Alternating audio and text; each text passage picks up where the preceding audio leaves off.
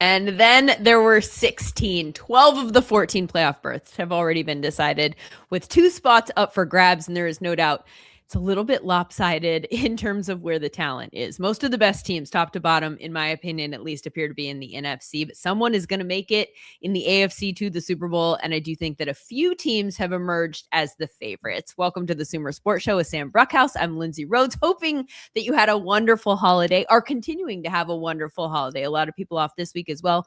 Not sure how much the games we saw over the holiday did to add to that holiday spirit. It was a weird week, Sam, but the Sunday night game was amazing. There was a lot of offense and there was a lot of things that can be taken away. So as all the dust settled after week 17, I'm starting to feel like I have some takes, Lindsay. I'm starting to really crank through some of the numbers and try to get a view on the aggregate and what's happened recently and what that means for the Super Bowl, what that means for who will win the conferences. And I think there's going to be a lot of exciting ball on both sides. Today, we're going to take a look at the teams that are in the playoffs that have already locked up spots, or the teams that could be in the playoffs in the cases of 2 spots that are yet undecided, through a very specific prism. We're going to look at this, not what their strengths are and how they might make a run through the playoffs in that sense, but what their weaknesses are.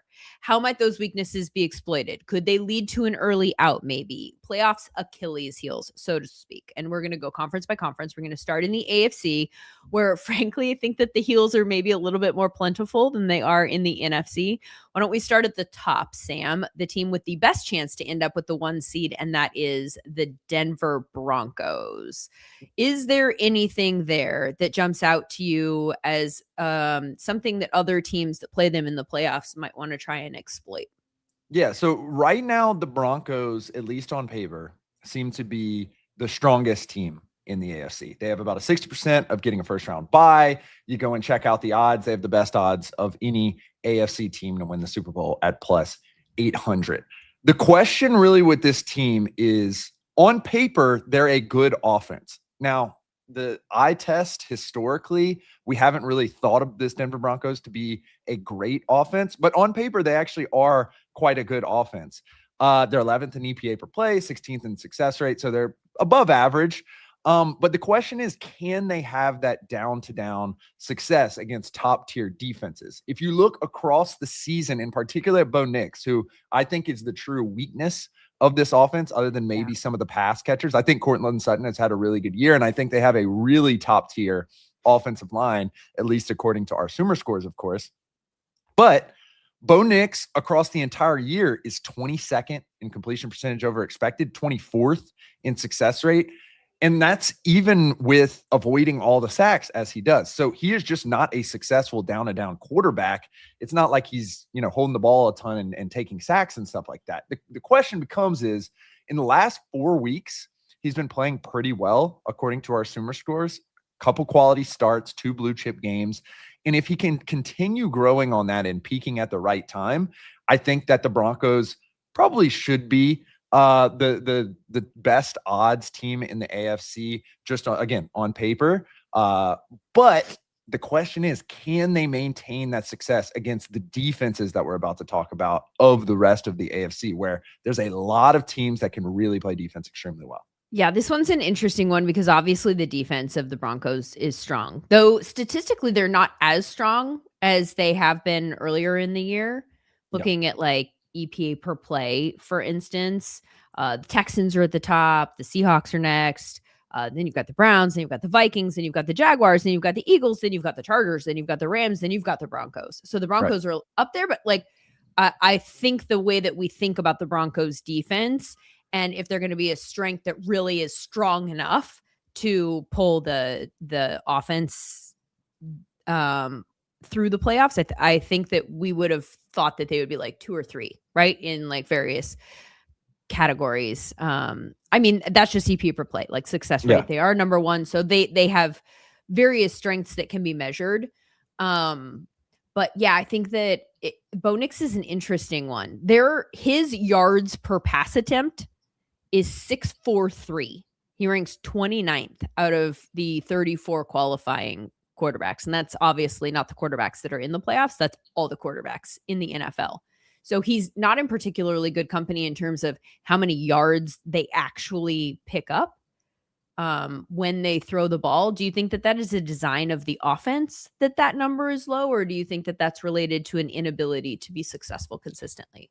Yeah, I do think to a certain degree that that is an element of the offense because of the inability to not be successful consistently. I know in the Stats and Scheme newsletter, Sean Tay and Tej Seth have talked a lot about, can you build an offense literally out of a quarterback just not making bad, damaging plays? And frankly, they've been able to do that pretty successfully. They're bordering on a top 10 offense in National Football League, which is in advance of what they did last year. Even the question arises of, as those windows shrink and as those plays have to be made in the playoffs, how does that bode? And I think that's why that completion percentage over expected stat really stood out to me for the season, because you're going to be facing secondaries that are extremely opportunistic and have performed extremely well over the entire course of the season.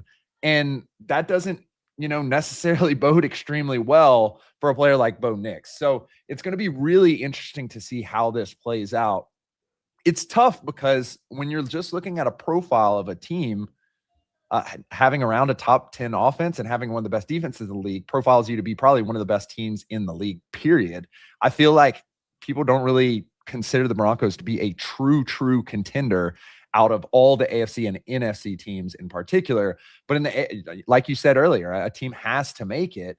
And I think if you're just looking at some of these numbers, some of these efficiency numbers, the Broncos probably are the best one in that case.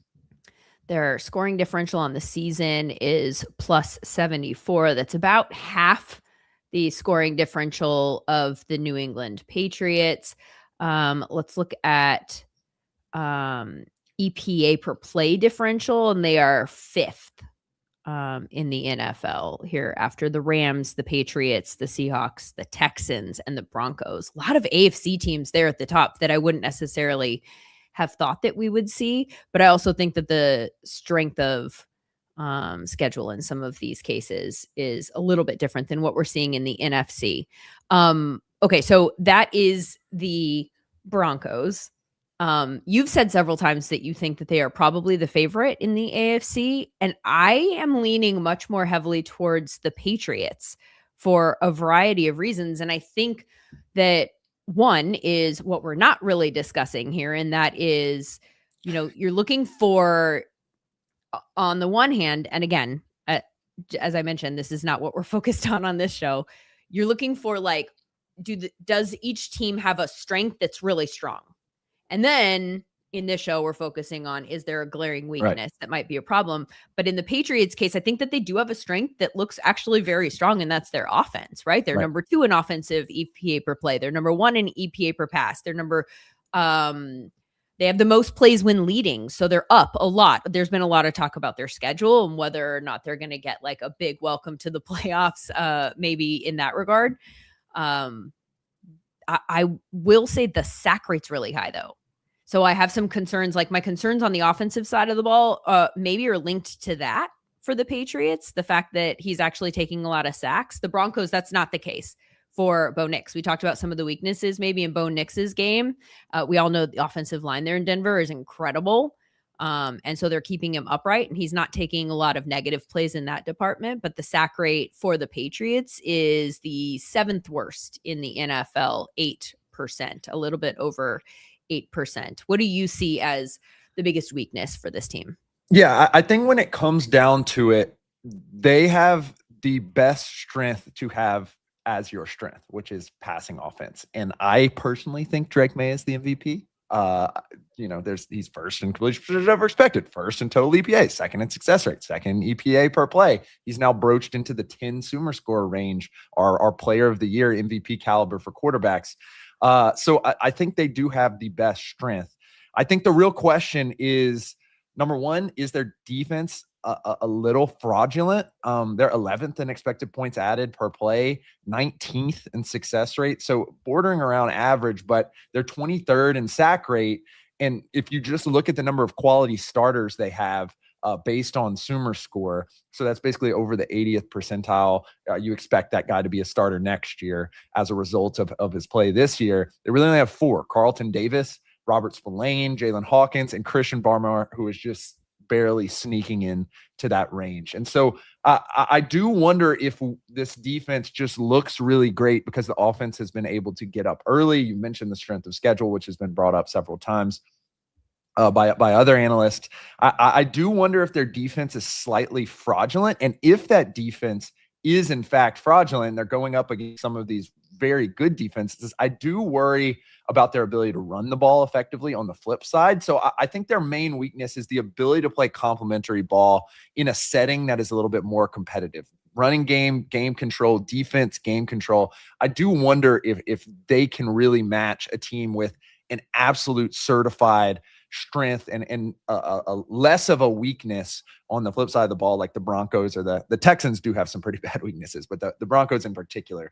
I think that's why I just put them on paper a hair underneath some other teams, because they do have a question of their sheer play style and whether that can continue and whether everything's going to end up on Drake May, really, I think becomes the question as well. The AFC South is still up for grabs. The Jags and Texans fighting for that division championship in Week 18, though not against one another. Jags with an 89% probability of winning the division with a home game against the Titans. Texans hosting the Colts with a shot at the division title as well.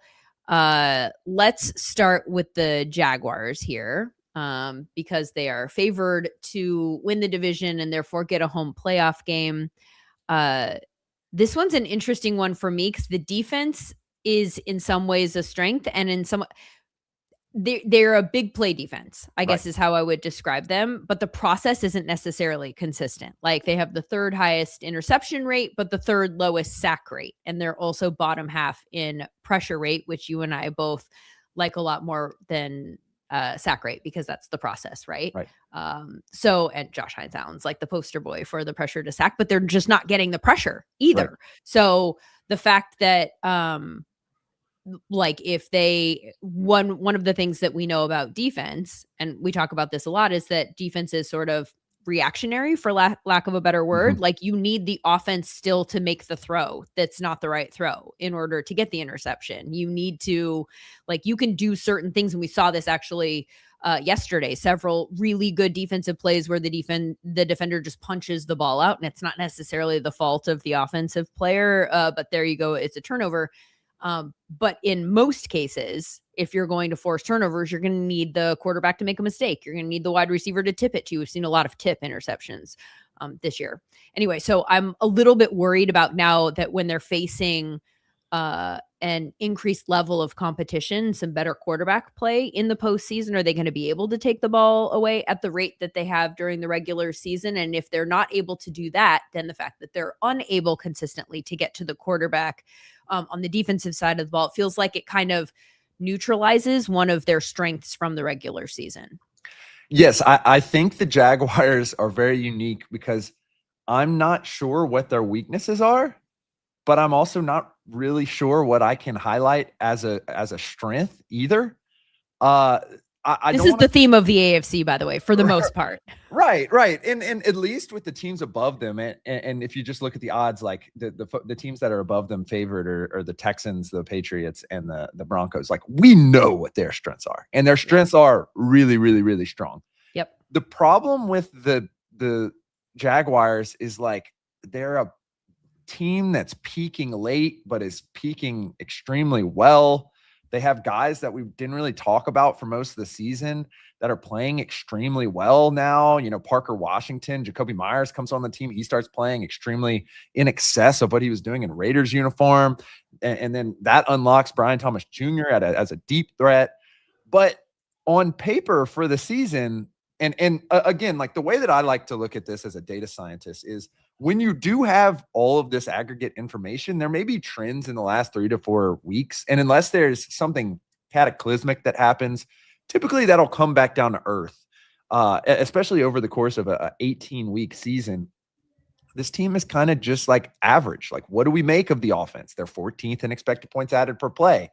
They're 15th per pass, 14th per rush, 17th in success rate. Trevor Lawrence is is kind of, in the middle of expected points added, but most of his production comes from running the ball and scrambling a little bit, which is unique. Travis Etienne looks great, especially if you're a fantasy person, but in terms of efficiency hasn't been exactly fantastic. We mentioned those wide receivers, and then you flip it, like you said, to the defensive side of the ball, Lindsay. On paper, this is the 5th best defense in expected points added per play and 9th in success rate. And it seems like it's a result of 4 players: Foye, Devin Lloyd, Hines Allen, and pick another defensive lineman, because it's basically been a party as well with some of those guys. But I just don't know how good this team is, and if their recent extreme success is to be believed going against, especially the Broncos and the Texans, who we've seen have success over the years. One of the things that did jump out to me as I just kind of pop in and out of our different databases that we have here at Sumer, I was looking at some of the Sumer scores, for instance, at quarterback yesterday. And I was a little bit surprised to find Trevor Lawrence so high in our Sumer score rankings. We have him as an 8 on the season, in the 95th percentile when compared to every quarterback's season historically, going back to 2016. And he's finished strong, and that's really the big reason for it. We have, in the last 5 games, we have a 7.8987 for him. So it feels like he is at the very least kind of hitting his stride, and that maybe offensively that's a good sign from a momentum standpoint, that the earlier season struggles that they had on offense have at least been figured out to a degree down the stretch that would be arrow up, kind of heading into this part of the season. Yeah. And as you look at the accumulation of his season, we didn't really think he was a true quality starter, a guy that you certified, you're not drafting a quarterback throughout the entire draft unless it's going to be, a backup type guy until week 13. And then he only had 2 weeks as a quality starter. Again, the accumulation of the entire season, 13 and 14. Then all of a sudden he pops up into the 8 kind of Pro Bowl impact starter level. And so I do wonder if that slope starts to come back down a little bit, because basically until week 5, we thought he was playing as a kind of rotational backup, a guy who would really think about moving off. So I do wonder what to make of this Liam Cohen offensive ascension, especially given, we've seen some of the struggles that Tampa Bay has had. I think a lot of those have to do with injury. But it seems like everything's clicking. It seems like all the personnel, particularly the wide receiver position, has worked out, and they're really starting to fire on all sides. I do wonder if that's just a result of, catching some good breaks at the end of the season, scheduling, so forth and so on, and whether that continues to look the same going into the playoffs. That really is wild, looking at his, if you look at it as the cumulative season and where the scores started changing for the entire season. You're right. The beginning of the season was just terrible. And then it's just gotten slowly better and better and better until the last 3 games. He's turned into an 8 player by our standards. That Jacoby Myers trade could not have been better for them. They needed him so badly. It's extremely unique, because often we talk about the 2 tackle theory, the 2 edge rusher theory, whatever this, but one that has been played out over the years is that if you can have 3 players that you trust to be pass catchers that can maintain a level of target share, how big of a difference it makes. And the ability for them not to just have to lean on Brian Thomas Jr. to kind of rebuild what he did last year with Mac Jones in a different offense and different scenario, really changed the face of this offense. All of a sudden, you have Parker Washington starting to have good games. You have a 3-level attack. You have players who you can get involved in the run game in different form and fashion. And so that trade worked out quite well for them. I'm really interested in what the offense is going to progress to next year, especially given they're going to have Travis Hunter back. Then they may have 4 quality options at the pass catching positions. They have Bashal Tutin, the up-and-coming running back, Travis Etienne, who's had a pretty good year within the offense, even though the efficiency has not necessarily been there. He has been explosive from time to time, however. And they just have a lot of good options for next year. I just don't know what that plays out to how that plays out against some of the best teams in the league this year. Scott Engel weighing in the chat here. Thank you very much for being with us, Scott. Says great analysis by Lindsay and Jacob deGrom's lookalike. Have you? I live in New York and I've never gotten a Jacob deGrom comp. So this is a real victory for me, I think. Is it? Okay, I'm like Googling him right now to see. I mean, I guess I can see it, but that's not necessarily, I don't know if that's the first name I would come up with. Does he have like blonde hair? It could really just be the dark background here. The dark background? You think a dark background is what makes somebody think you look like somebody? Yeah, no, I meant like if you can't, I don't know. Maybe it changes the color of my facial hair or something like that. Yeah, I do not see this at all, but no, he seems to be a good looking guy, so I'll take it. Let's move on to the other team from the AFC South, and should mention both of these teams have already clinched playoff spots. So when I say that they're fighting for the AFC South title, it's literally just positioning and the division title. If you want to raise a banner for that, the Texans have obviously a very good defense, one of the best defenses in the league, if not the best defense in the league. And that is the strength. And they also, and maybe this is related to the defense, have the second most plays in the NFL when leading. So they have been up in a ton of games. The offense, though, is, if you were going to highlight broadly a weakness, I would say it is on the offensive side of the ball. Their second worst offense left in EPA per play, -0.02. The run game is 30th in EPA per rush. They're 24th in rushing yards.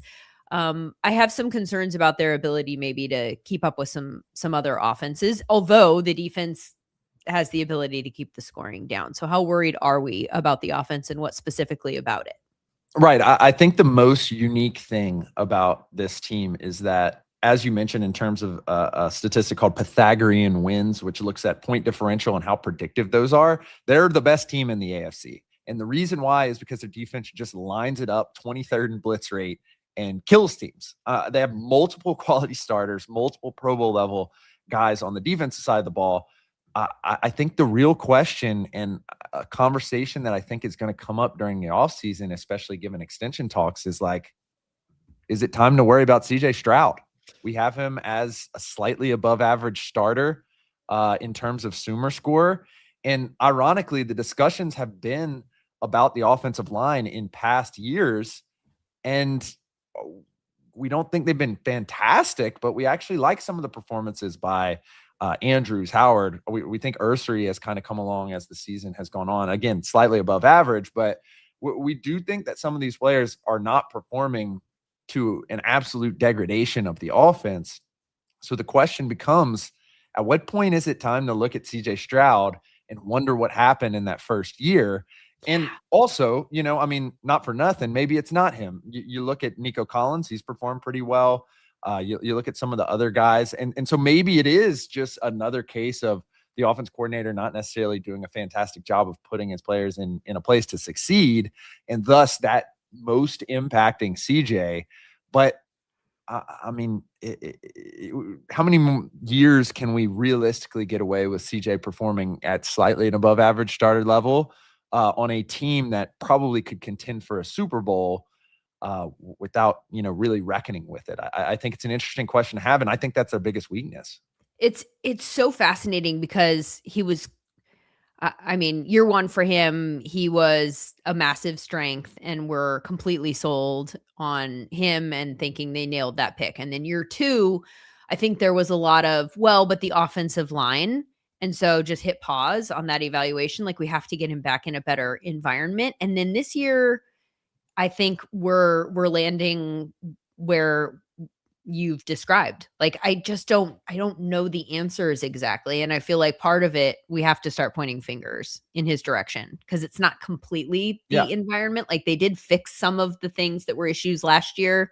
There are a couple of offensive linemen that we think are playing pretty well. We've got Jake Andrews and Titus Howard, both as sevens on the season by our SumerScore metrics. By the way, I have also been, and this is such a nerdy thing to do, but I've been going team by team and pulling up the SumerSports just team by team to see who has the most high end talent Mm-hmm. and who has the least high end talent, right? Right. Right, like who actually is. By the way, Washington. I think Washington had 3 players that were 7 or above. I'll go back and I'll double check that, but that's the lowest that I've been Yeah. able to find. Is I just go in a non-structured way, just looking at teams. Houston, just pulled them up. They have 11 players that are 7 or above, and that is the most that I have been able to find. Now, I didn't start with good teams. I started with bad teams. So it's possible that's not at all the most, but that's a great number with Will Anderson, by the way, having a 10 season for us and defensive player of the year caliber season. Yeah. But 7 of those 11 players are on the defensive side of the ball, to the point that we're making earlier. So you've got a handful of players having pretty good seasons. By the way, none of them are 8 or above. The best offensive players we have scoring in the 7s for them. Yeah. The most interesting stat for me year over year for this has been last year. And I mean, I saw it in person when they played the Jets. Last year, the discussion was that CJ Stroud is getting sacked because the offensive line is failing. And Laramie Tunsil had an excellent year. The rest of the offensive line did not. So his sack rate last year was about 8.37%, very deeply in the dregs of quarterback rankings. This year, it's like at 5%, around 5%, which is more, average, slightly above average. And so in that case, why is it not working out? That's a 3% dip in sack rate. That's a lot of EPA that you're now saving. What's going on? And so I do think that question could potentially be answered in the playoffs. You mentioned all the point differential stuff that they're making it work. I just want to see how CJ plays against some of the best teams, and maybe he stands out and turns it around, and this is the forum in which it has to happen. But I'm not going to bet on it anytime soon. What about the distribution of the ball in the passing game?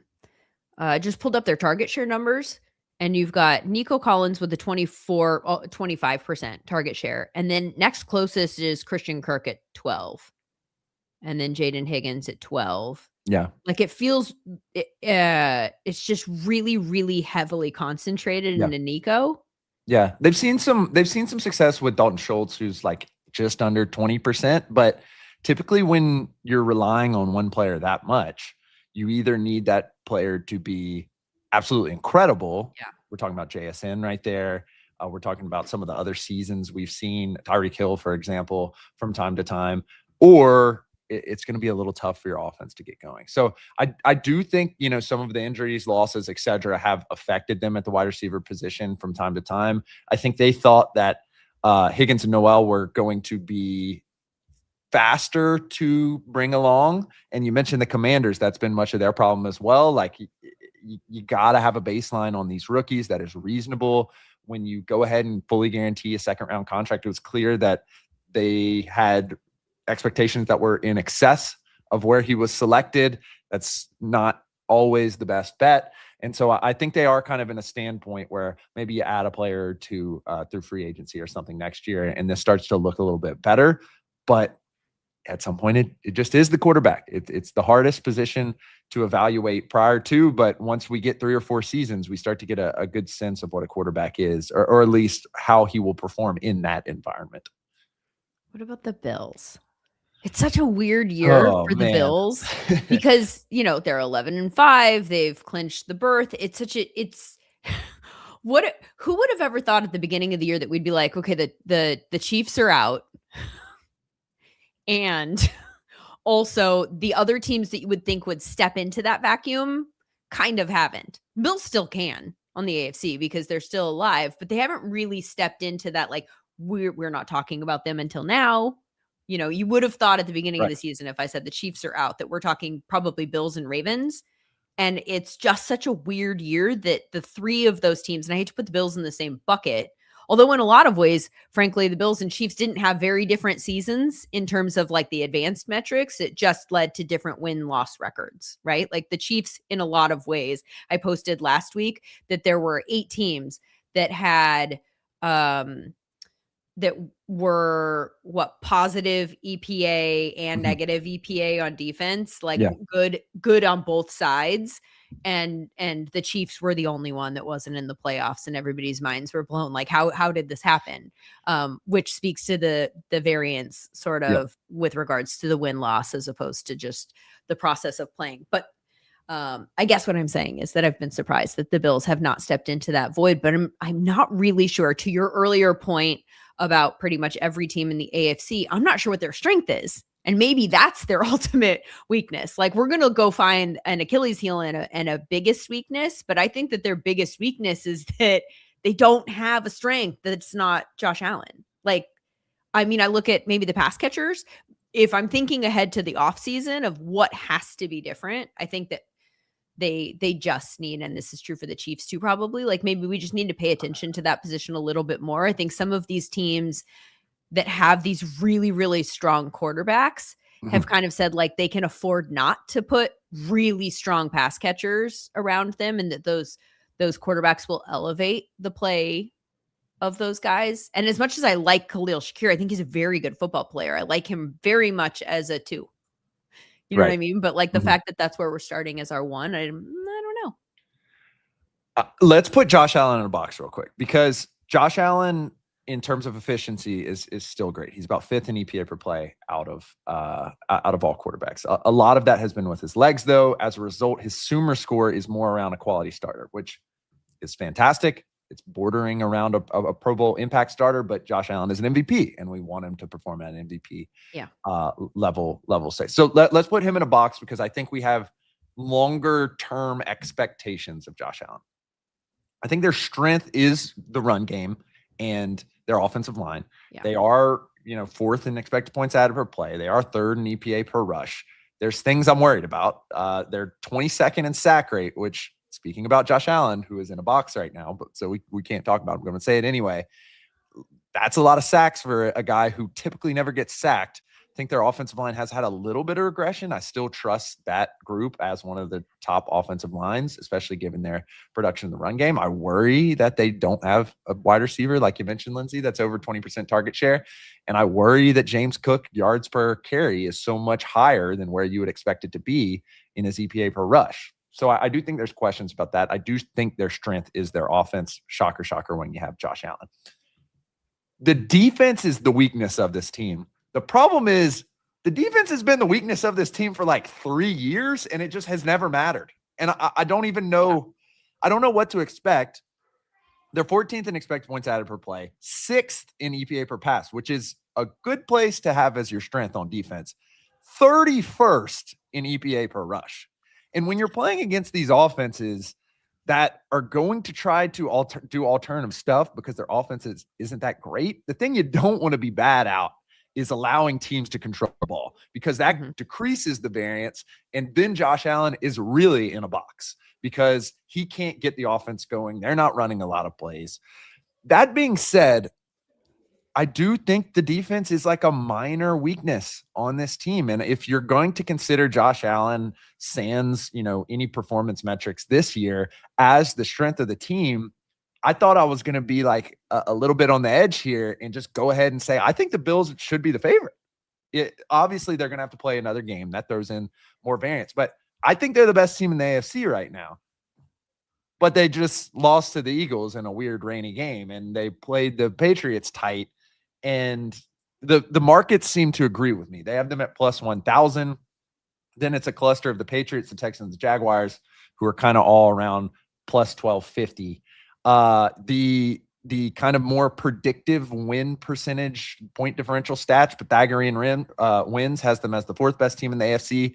ELO wins, which looks at team strength over the course of a season and kind of bakes in quarterback stuff as well, has them as the best. So I think in my heart, I think the Bills on any given day are the best team in the AFC. The problem is they just have all these little question marks, and the list of question marks is quite lengthy. And I don't really like how that feels. To your point about the run defense, though, okay, let's forget about the Super Bowl if they get there, and let's just talk about the path to get to the Super Bowl. Who in the AFC is going to run the ball on him? Like, in terms of thinking about what weaknesses exist and how they match up against teams that can take advantage of those weaknesses. I mean, do you see who's it going to be? Is the Broncos, the Patriots, the Texans, the Chargers, the Steelers, literally the team that would be the worst matchup for them, if that's the thing, is the Ravens. Yeah, I think it's less about who can kill them in the run game. And the answer would be the Ravens. Yeah. And it's more about what kind of game scripts leads to a loss by the Bills. And I think the game script that leads to a loss is exactly what happened on Sunday against the Eagles, where the Eagles did nothing on defense. Did nothing on offense in the second half. Like literally the least that you can possibly do was done by the Philadelphia offense. Third percentile success rate, according to lovely folks at the Stats and Scheme newsletter, which I would recommend everyone go subscribe to. Do it.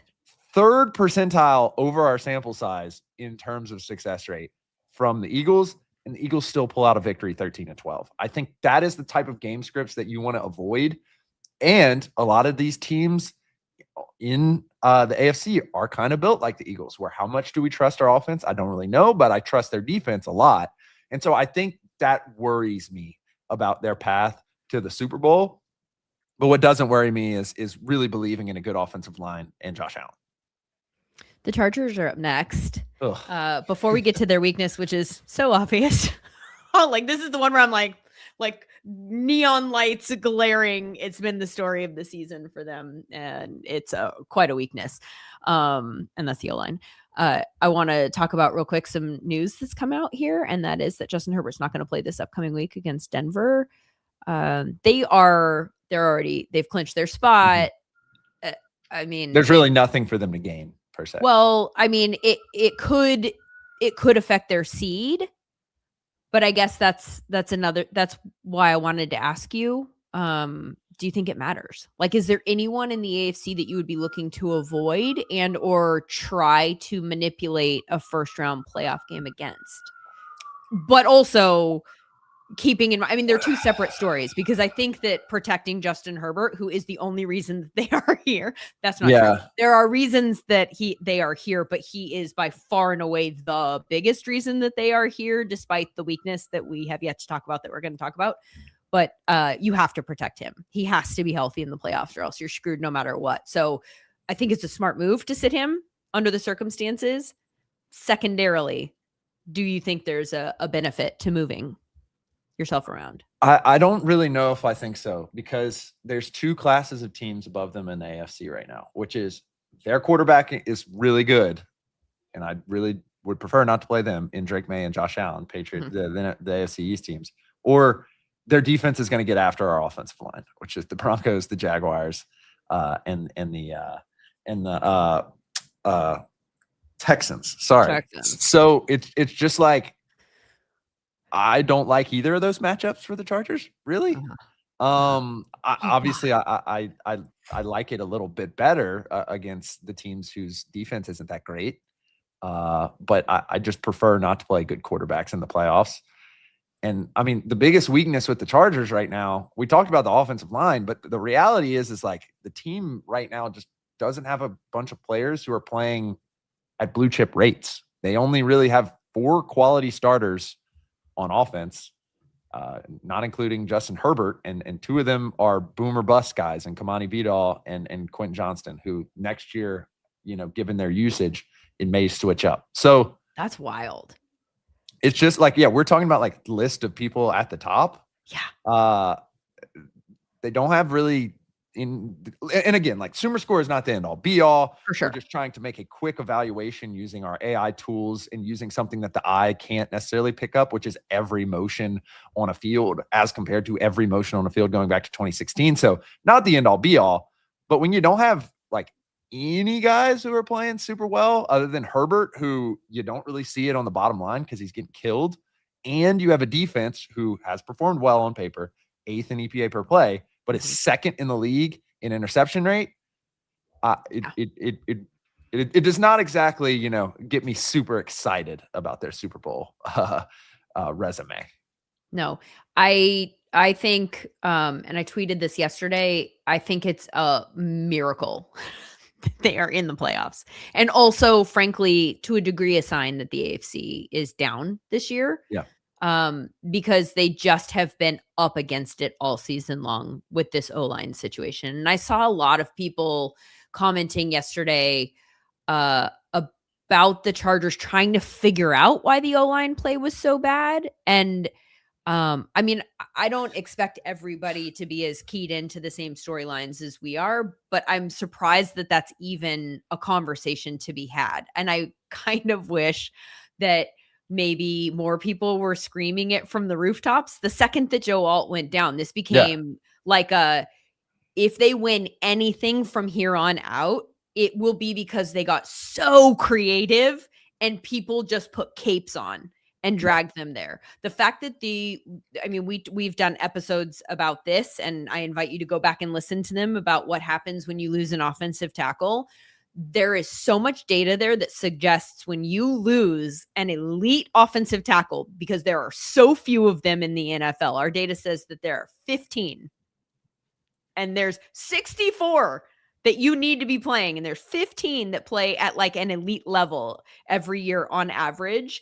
When you lose not just one of those, but two of those, you're pulling from the backups and plugging them in, because everybody else that's already not totally Stofsky getting a little bit snarky here. Point is, you start moving people around on your line, right? So now somebody who's like your best guard, maybe you kick him out to tackle. And so now you're losing a strength at guard, or what was, as strong as it was going to be. And you're plugging somebody back in that is just not as good, not good enough to start on an NFL team when it's already so hard to find good offensive tackles. So if they're sitting on your sideline to start the season and in a position to take that person's place, there's a massive drop off, and it affects so many things. And we've seen that this year with Justin Herbert. His scramble rate is wild. He has the second most rushing yards for a quarterback this year. That's not his game, but he's made it his game this year because that's what they've had to do, because he's running for his life on every play. It really broke down against the Texans this past weekend in ways where like there was literally no pocket on certain plays. And the second the ball was snapped, he was running. I do find myself getting angry at some of the discourse that I saw about Justin Herbert. Like people saying and pointing to yesterday's game and saying, stop telling me he's good, all the nerds. And I want to find you. I want to hunt you down. I want to scream in your face about Justin Herbert's play this year. I did unfollow a few people yesterday about this specific subject matter.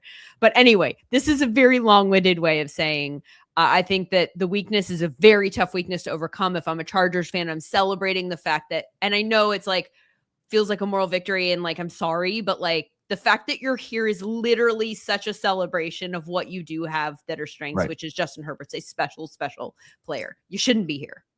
Right. Jim Harbaugh wins games too. It's like just what he does. And I think that's a testament to, I guess, the culture there, their ability to kind of rally behind the defense and play somewhat complementary football. But when you have one of the biggest strengths in football, which is having two tackles who you think can make an all-pro team, and both of those tackles get hurt before the season basically even gets going, and basically they're going to be hurt for the end from now until the end of the year for the most part, that it's extremely difficult to come back. There's the Daughtry song where he's like, be careful what you wish for because you just might get it all. I wrote so many words and said so many words, Lindsay, last year about Justin Herbert running the ball more. And boy, did I get it. I just wish it wasn't like this. You did this. I'd like to apologize personally to the Chargers and to Justin Herbert for bringing upon this plight upon them, because I really thought he could run the ball. And it turns out I was right. I just, maybe it could be a little bit less. And not because, people are running him down every 2.5 seconds and he'll fly. One of these days, we're going to get Justin Herbert in an environment where he doesn't have to wear capes on a regular basis. One of these days, this is my wish. Like, please just keep these offensive linemen healthy next year so that we can get a chance to see the way that it can be in a prolonged way. Asa is following along and has posed a question about Herbert in the MVP race. So full disclosure, and I'm so excited about this, I actually have a vote this year. So I am not allowed to say what I would do in terms of this vote, because we are forbidden from revealing what our votes would be. So I'll tell you as soon as the honors happens and we find out the results, we can go through all of the thought process of how I voted. But how would you rank him in MVP voting, Sam? Yeah, I think there's a couple of tiers this year. The top tier I'd say is Matthew Stafford and Drake May, and I think Drake May should be the MVP. I think he has performed to that level, and I think you look across statistics and across the eye test, and I think he's done it. So he would be mine. I think Herbert is in an interesting class because he's dragged a team to 11, potentially 12, even though he won't be playing. Yeah. So 11 wins. Basically all by himself with the help of some very good pass catchers. So I will note that as well. The guys who are I think are in this class of like big question marks, or like Dak Prescott, where they haven't won a bunch of games, but it certainly ain't because of him. Mahomes, very similar. So I think he's kind of in that class. And I think Josh Allen is probably just a hair ahead just because of the sheer efficiency and the way that it's gone. I do want to, like whisper into the mic, and we're going to talk about this later, but like Brock Purdy has been really, really good. Dude, he's thrown a lot of interceptions relative for the number of snaps that he's been on the field, but you're 100% right. Right. So not to make anyone mad. So he would be in my consideration as well. But I think he's solidly in the third or fourth tier of MVP at this point. Here's the thing that I'll say about Herbert. I think that, so one of the things that now that I have a vote, I'm like, I have to make sure I'm not embarrassed by any of my votes, right? Like I want to be able to defend every vote, because that's your biggest fear is every year the votes become public after the awards go out. And there's always people who are like, who's this person? And why did they vote for that guy? And you don't want to get dragged. No one's going to drag you for voting for Justin Herbert. Like, he's a legitimate MVP caliber player this year. Is it enough to garner a lot of votes or any votes? I don't know, but I think he's definitely in that conversation for sure. Okay, let's see. Who do we have left? Now we're going to pivot to the NFC North. All right. So these are the two spots that are undecided. Or I'm sorry, the one spot that's undecided, and the two teams that are playing for it. It's the Ravens Steelers fighting for the AFC North, winners in, losers out. They go head to head. That game's going to be home for Pittsburgh. I think that these are these the two weakest teams in the AFC? I'm not sure if I want to put the Ravens there. I'm definitely going to put the Steelers there. This is an interesting one. Let's start with the Ravens, because people have talked about the run game this year. Like, Derrick Henry did not have a great fantasy season, and so people have talked about how this has been a down year for him. You go pull up the numbers. He's third in rushing yards. The team is number one in rush EPA. He's sixth in explosive runs for running backs with 100 plus runs. Like, even a down year for him is actually not that down. Where their weakness looks like it is on offense is in the passing game. They're 25th in EPA per pass, which is just sort of mind-boggling, because this is where Lamar's strength had, like, the last few years, he'd gone away from being a rushing quarterback and really stepped into a guy who could just work from the pocket and just like break down a defense methodically. And this year has just not worked. Yeah. To put some numbers to that, Lamar last year, I believe, was at or slightly negative in terms of rushing EPA, even though he was situationally able to be, a great scrambler, et cetera, and was maxed out in terms of passing EPA.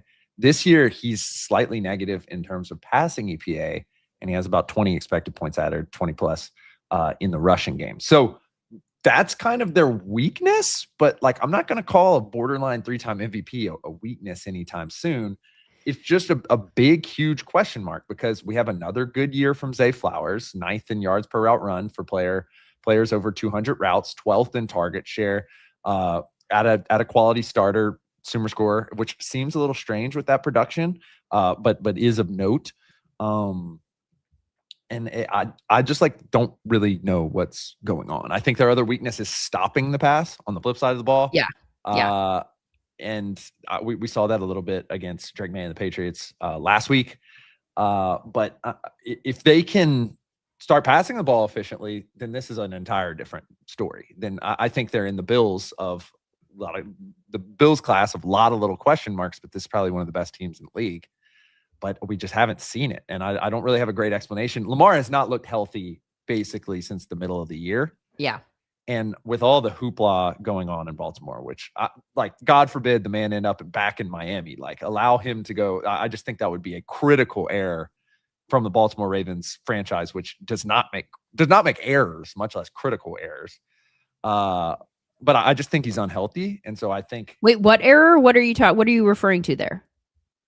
I mean, the news reports out of Baltimore have said that, he's fallen out with the coaching staff and the front office, and he's playing video games and blah, blah, blah, blah, blah. And Lamar Jackson and Miami is starting to, swirl around and leaking that they offered 4 first-round picks for Joe Burrow. I wonder what that could be helpful for. And I mean, let Lamar Jackson go work with Mike McDaniel at your own peril. I don't think anything's going to come of this.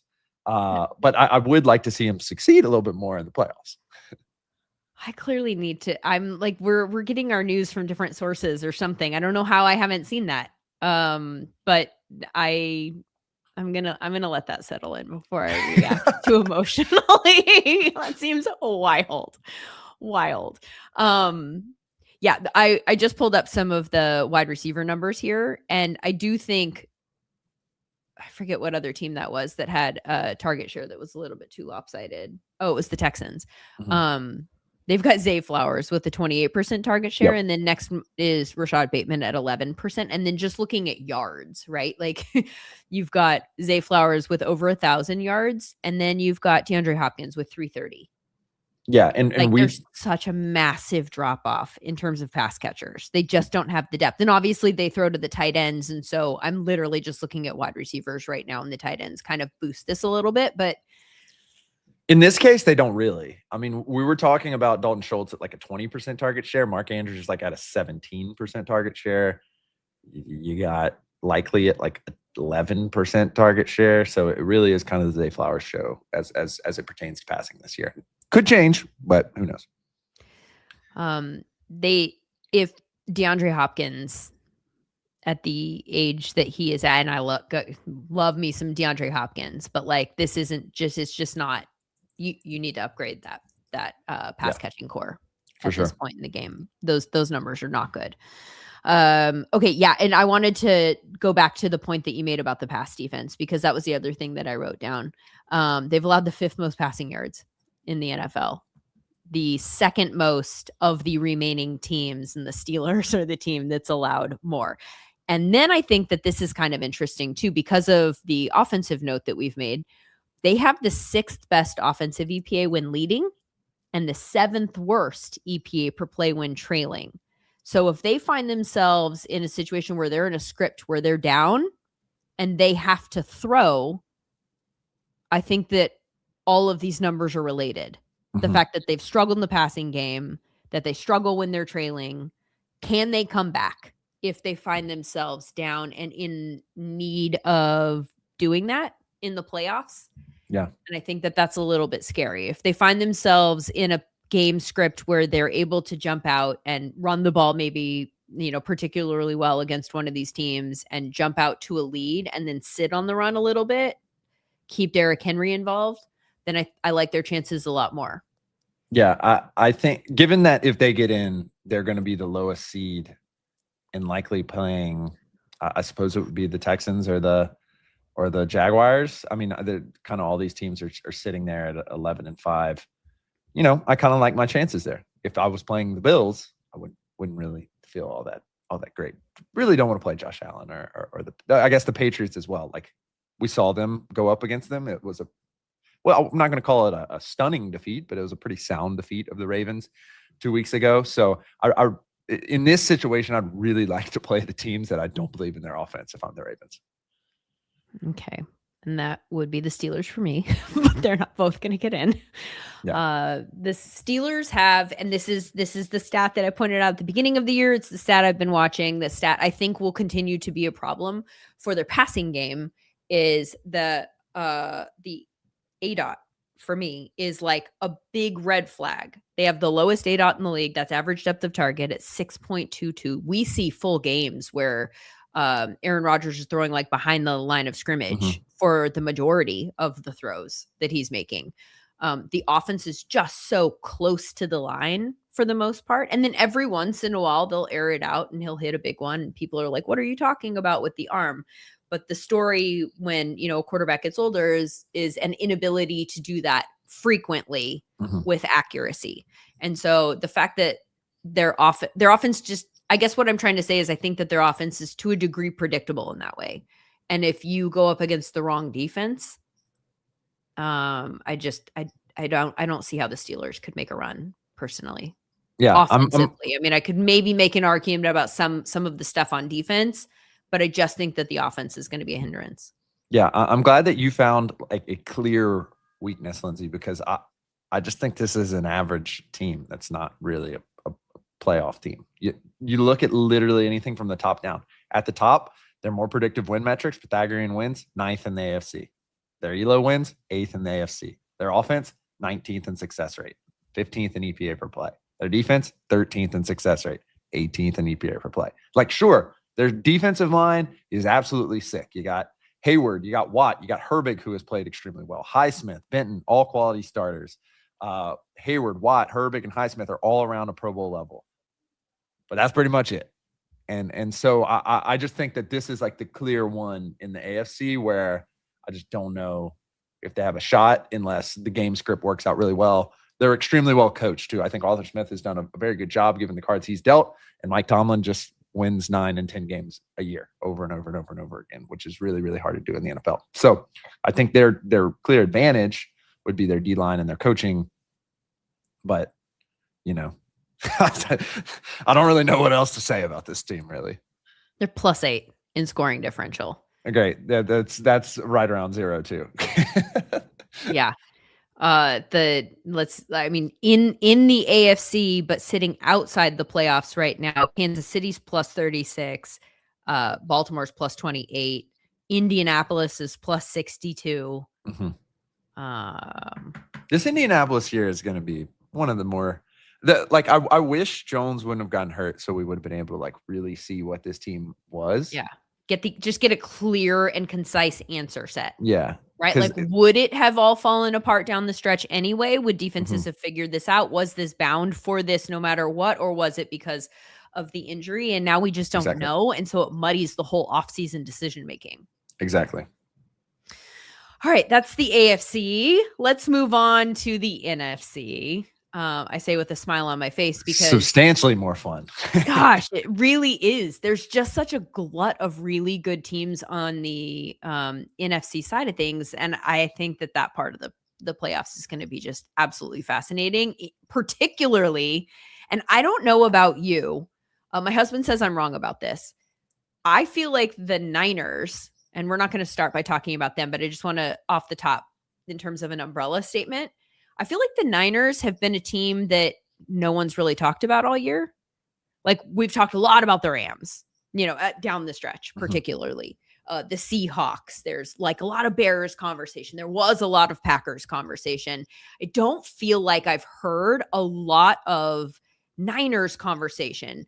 There was a period of time where like we were just really impressed because they were so banged up, but then they were winning games and we were like, good for them, that kind of thing, but not like this is a team we really need to worry about. And maybe it's just kind of an okey doke because they were playing for so long without their strongest players on the field all at the same time. So we just didn't have a really strong sense of what we were talking about. And so we didn't talk about them.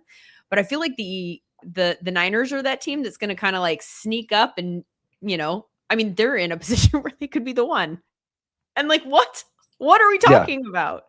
And that advantage, particularly with the 49ers, I think would help a lot. This is an interesting scenario, as you said, where it just kind of got lost over the course of the season, particularly given They're in an extremely strong, interesting division in which they had a really easy schedule, and the market identified that in April and was like, this team's going to win 12 games. Sure enough, where are they sitting? With 12 wins. Like the market nailed this super early about their schedule. And typically I don't buy into a lot of the schedule stuff. Like a lot of the discussions about the Patriots, there's so many different variables of where a team is at different parts of the season that you have to get lucky about to, maybe they were really injured in week 4 and you beat them, but not in week 6. And I think all that kind of goes in the mush, but it is very unique that Vegas nailed this at the beginning of the year, despite Mac Jones playing a ton of games, Christian McCaffrey missing games, George Kittle missing games, the most of the defense going out. And so it is very unique. And I don't really know exactly what that means for the playoffs, right, that was nailed. But it is very unique that they sit almost exactly where Vegas thought they were for scheduling reasons, as compared to last year when the wheels fell off, I wouldn't say at a similar clip, but pretty much the same. And it ended up much more poorly. They let's go ahead and finish the conversation with regards to the Niners. With the Niners? Yeah. I mean, since we're already kind of walking down that road, I'll go first. I mean, and I'd love for you to nail it down a little bit more if you can. Mm-hmm. The defense, frankly, is the worst left in terms of EPA per play allowed. They're the worst success rate allowed in the NFL, not just amongst the playoff teams, but in the NFL. We're talking about a 48% success rate allowed. Their interception rate is the second worst. They don't pick off the ball, 1%.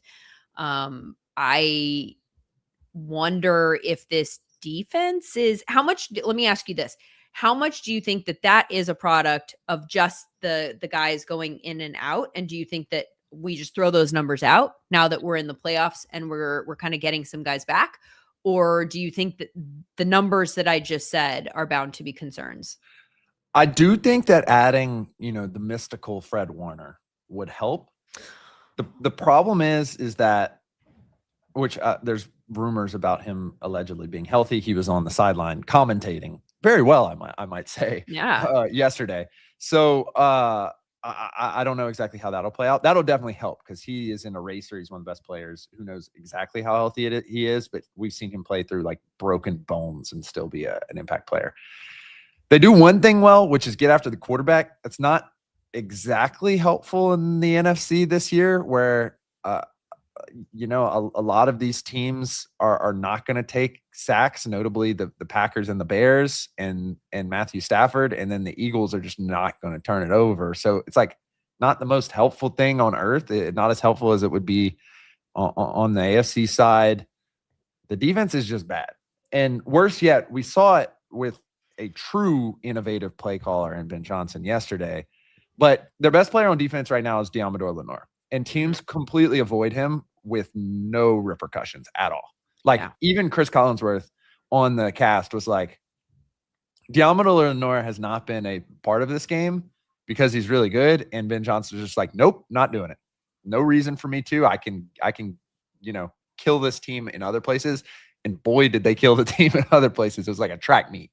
So I think that when it comes down to it, number one, their defense is terrible. That's the biggest weakness of any NFC team, I'd say. But also they kind of planned for this. Like this was like letting Talanoa Hufanga go, letting Travarius Ward go. It kind of was in the cards here. So I don't know exactly like how much it kind of slots into that Bills where it's not.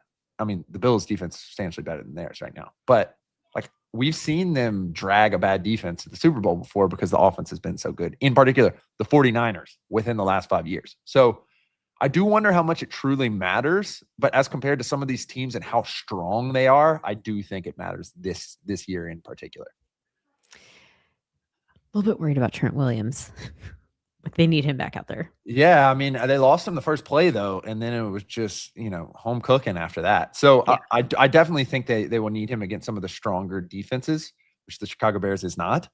But man, I mean, Kyle Shanahan, I think is like coach of the year, we should start thinking about Kyle Shanahan, because like the things he's pulled off this year. Christian McCaffrey is not explosive anymore. Christian McCaffrey is now a slot receiver, one of the best at it. As a result, like we think he's one of the best tailbacks in the league, and it doesn't really even have anything to do with running. Brock Purdy is now number one in a billion different metrics, which we've seen him do with Jimmy Garoppolo before, but it just feels different with Purdy. They have weapons in Juwan Jennings, who, you know, we've seen do well, but he looks great now. George Kittle, who's obviously probably the best player at his position in the league when healthy. Like Jake Tongas is now a viable weapon. Ricky Pearsall, when healthy, is a viable weapon. Brian Robinson's starting to run the ball well. So Kyle Shanahan's putting dudes in places to succeed. It's a reason why they're mowing through teams. And I'm, not the most willing to bet against that. I do think they're a little fraudulent as like a powerhouse team, but when it comes down to it, Kyle Shanahan's getting it done. He's had an outstanding season. Yeah. I do think the concepts were incredible yesterday. Just the use check motions, if you were to filter by that and just go watch those, they were crazy. I mean, and going back to like when they beat the Rams, when they had no business beating the Rams, right. Like he's just put on a clinic this season. I do think that we tend to get a little bit too enamored with the first year coaches that turn teams around for coach of the year. And so at the very least, I want to make sure that we are highlighting what Kyle Shanahan is doing for consideration for that award, because I think sometimes what we do is we take those coaches that we already know are good and we kind of take them out of consideration. But what he has done this year with the number of injuries that he's had to work through, and then to be in a position to potentially be the 1 seed in a just stacked NFC under the circumstances that they've been in, I think he's made a very, very strong case for himself. I want to read you some of the names of the people that they have at the top of their SumerScores as a team. They've got 9 guys that are 7s or above, and see if you can pick up on a theme here. There's 6 of them that I think tell a story of roster building and of also why they've been able to have success on offense.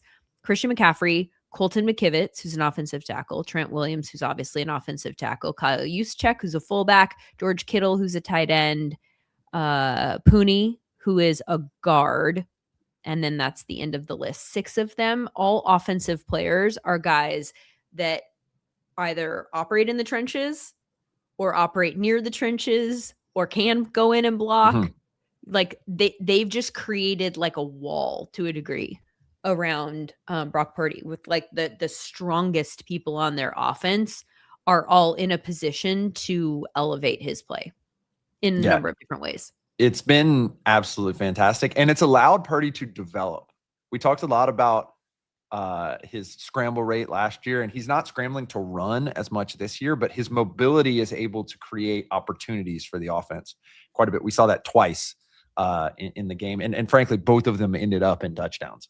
The little throw out near the pylon, and then the sprint out that he converted into a scramble, ended up scoring on. So the development of Purdy alongside the veterans and kind of rotational players playing really well and being slotted into an excellent system that has added new wrinkles over, the wrinkles that were back in the 90s that still work to a certain degree as well, has been fantastic to watch. Purdy, just want to, and I already mentioned this, he's thrown a lot of interceptions. It's his, the interception rate is the 6th worst as a team. And I went and looked to see how much of that was Mac Jones, and it's primarily Purdy. Purdy's thrown 9 interceptions in 296 plays, which is a terrible interception rate compared to other quarterbacks. So there is maybe the threat. And I don't know, you'd have to go back and look at those and see how many of them were in situations where the interception doesn't matter, how many of them were really bad interceptions, but there have been a lot of interceptions. Let's go look at the Seahawks, who we pushed past. We've been fascinated with all year. The Niners. They are just a freaking fascinating team. The NFC West, dude. What are we talking about here? It's the Seahawks, the Niners, and the Rams. Like, you could make an argument. There is an argument to be made that those are the 3 best teams in the NFL, and they are all in the same division. There's also an argument to be made for other teams. Don't, get freaked out here, but like these three teams are very, very strong. The Seahawks, I think, are very interesting in a number of different ways. We've talked about one thing that we actually think is a weakness, but they've managed to turn that into a strength based on how they call the offense, and that is the run game. Like they run a lot, but they do not run well, right? Mhm. So the efficiency is not good. They're 29th in EPA per rush. Only the Texans are worse of the remaining playoff teams, but they have the 14th most rushing yards, even though they're not efficient because they just run anyway. They just do it a lot. They run the ball a lot. So I'm wondering, as we head into the playoffs and we're now facing some of these, better defenses, will that efficiency become a problem? I And it's fine if the answer is no. Yeah, I mean, like I don't want to say betting on it, but I've been waiting for the shoe to drop at some point to put some numbers to how bizarre this is. They are 16th in EPA per play. They are 8th in expected points added per pass, but they don't throw a lot. They are 29th in expected points added per rush, and that is stabilized. They run a lot. Mm-hmm. How much do they run? Their pass rate over expected is 4th to last in the NFL at negative 6.9%. So they're basically like in chances where they have to pass it or where people would think they would pass it, they're just running it anyway. For a comparison, at negative 7% is the Ravens. The Ravens are the number one rushing team in the league, and everyone else around them there is trying to control the ball because they're not very good. The Raiders, the Jets, some of these other teams, so they are basically either saying our offense is so bad that we want to control the ball, which doesn't really make sense because they are efficient at passing the ball, or they're saying we're really good at running, which they're not because they're not the Ravens. And so it's just so mind-boggling. And the question becomes are you able to get those big plays, big explosive plays, but they're actually pretty successful as an offense. So it's like, it makes zero sense analytically. And typically when something makes zero sense, it means it's going to stabilize down. We have seen that a slight bit with Sam Darnold. Now for most of the year, he was, in the top 5 of EPA per play. We don't necessarily see that now. And Scott identified this as well. Seahawks' biggest weakness is Darnold's turnovers. We talked about Purdy's turnovers. He had a big pick 6 yesterday. Didn't necessarily make a difference, according to the Stats and Scheme newsletter. Was still 3rd in EPA for the week. I don't really know how much his turnovers are really killing you. They didn't kill him against the Rams the second time, even though he did throw some picks. I just don't know what's going on with the offense. And I think that is by far their biggest weakness, I think, in general, is just the amount that they run. And so I do wonder, Clint Kubiak, one of the top head coaching candidates, I do wonder if, and the offense looks great, by the way. Like the plays are designed extremely well. It's just the sequencing. Can that continue to be successful? Because people were getting the Rams game. The offense did not win that game. Special teams won that game. Yeah. So I'm just very confused, Lindsay. I need some help. I wonder though, and help me work through this. I wonder if it's not a weakness as long as the sequencing is the right sequencing, which it feels like they're nailing that because they don't throw a lot. The pass rate over expected, as you said, very low. It feels like they are sacrificing the run to get the defense in the looks that they want so that at exactly the right moment, they can take advantage of the look and go, we got it, throw. And then they're able to have success in the passing game because they're keeping the defense off balance. Like, do you think that this passing game would have the success that it has had if they weren't running at the rate that they were running at? I don't know if they came out and they just, especially like we've talked about this all year, the target share to JSN, everyone knows he's getting the ball. Yeah. Everyone knows he's getting the ball and it still works and he's incredible. So partially he's incredible and that's good for them. Secondarily though, it might be that they have to run a lot. That's their disguise. Like, you don't know what we're going to do. Yeah, we're going to throw it to JSN, or maybe every once in a while we'll throw it to like an AJ Barner or something like that. But this is the misdirection. It's just that we're going to run, even though it kind of makes no sense. But we're specifically setting up the pass. And the entire concept of our offense is just to put the passing game in exactly the right situation and hit it at exactly the right time. So I think with the respect to the play action game, I think this may have something there. And we've seen the offenses that run a ton of play action, the Bears, the Rams, the 49ers, be really successful this year. The Seahawks as well. My biggest question, though, is when you're in the playoffs, and we've seen this both times against the Rams to a certain degree. And I will note, they were able to run the ball pretty well. They had a big explosive run from Kenneth Walker against the Rams the second time. When you're in the playoffs, is it going to be the same formula? And I just don't think it is. And I really worry in particular because we've seen two offenses in particular who have kind of bought in to this type of mentality before. And both of them have been related to the Shanahan tree. It's been Sean McVay and it's been Matt LaFleur in Green Bay. And both of those offenses have been pretty personnel diverse this year, particularly the Rams, who we'll talk about in a second in terms of 13 personnel. But their pass rate over expected is actually positive. So they are passing more than expected despite running 13 personnel and getting these weird scenarios. And so that's a point in which I wonder if it's the X's and O's or the Jimmy and Joes that are making this work. And I think if I were to have to pin it, I'd say that they are afraid of Sam Darnold potentially making bad plays.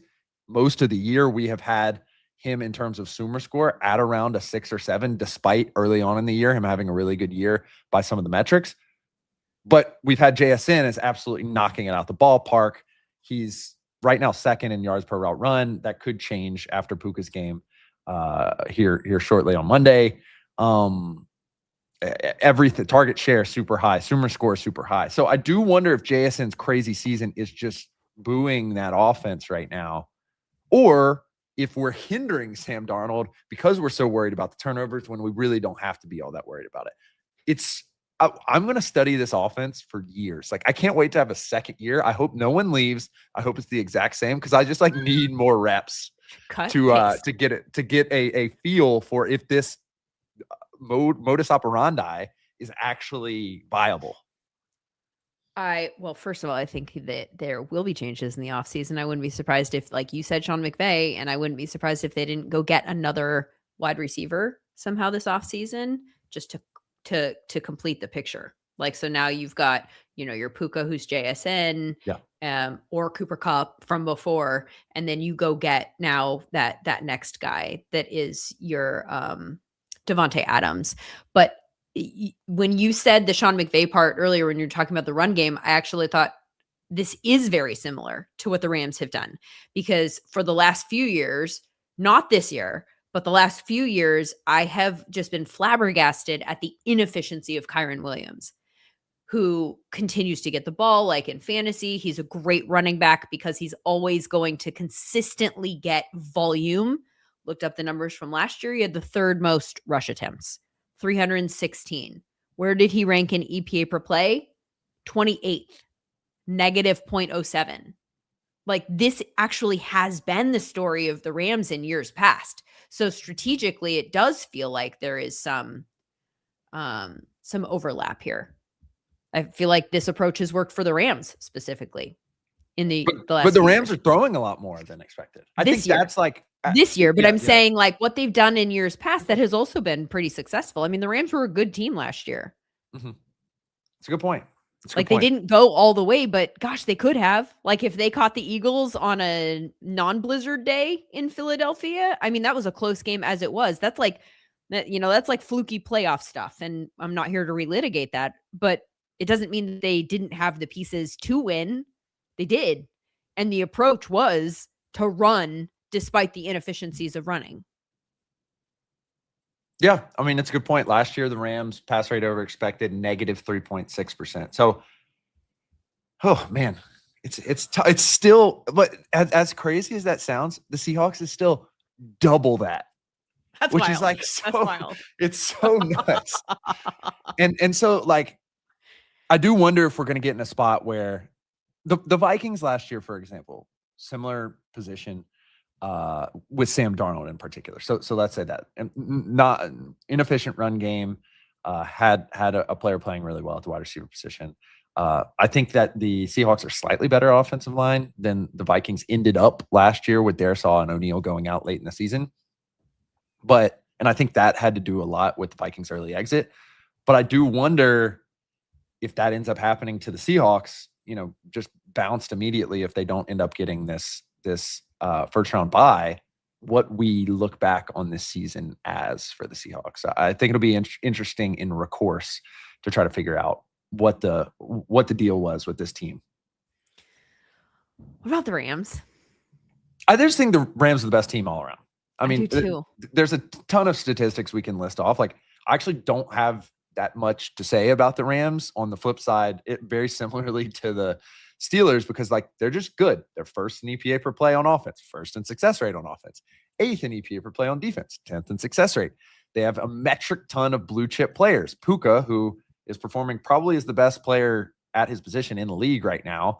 On offense, they have Kyron, Alaric Jackson, Kevin Dotson, Matthew Stafford, Devontae Adams, who's hurt with a hamstring, but could come back from the playoffs. And on defense, they have Cam Curl, Byron Young, Nate Landman, Kobe Turner, and Jared Verse. Like, that's just a lot of blue chip players. And they have even more quality starting players. And I think when it really comes down to it, when your entire team is solidly above average, it just means you're a good team.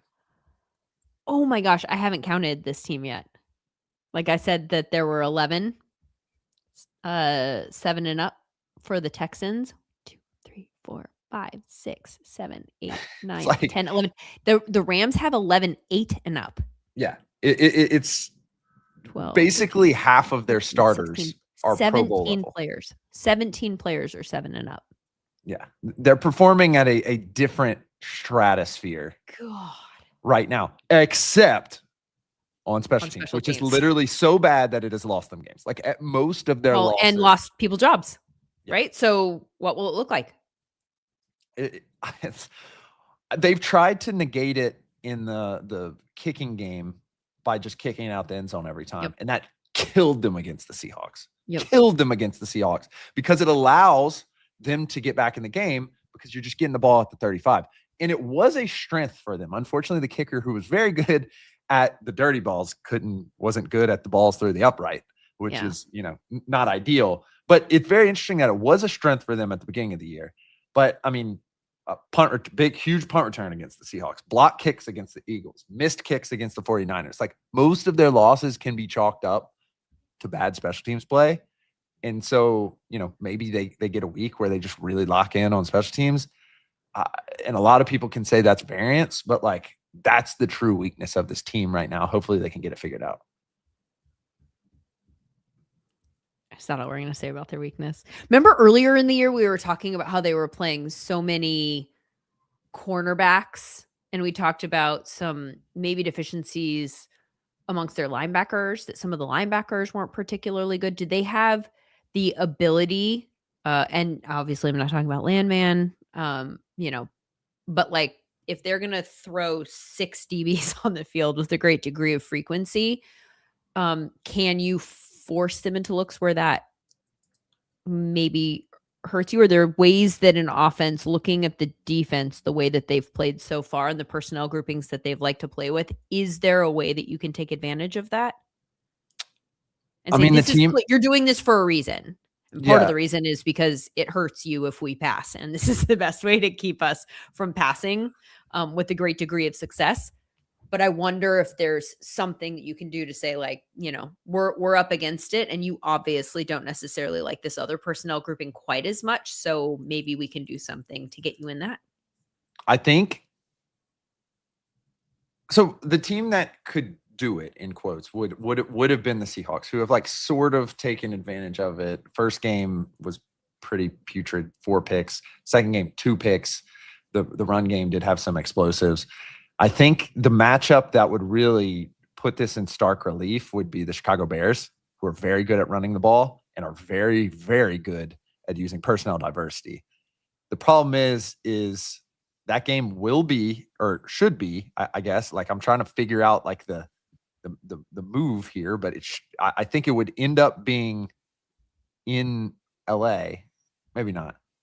I'm like trying to do like everything together. If that game is in Chicago, where it's going to be miserable in the middle of the winter, that's like a matchup where I'm like, oh, that could end up pretty poorly for them, especially with an older quarterback. The problem is like then their offense is still good. They can still run the ball.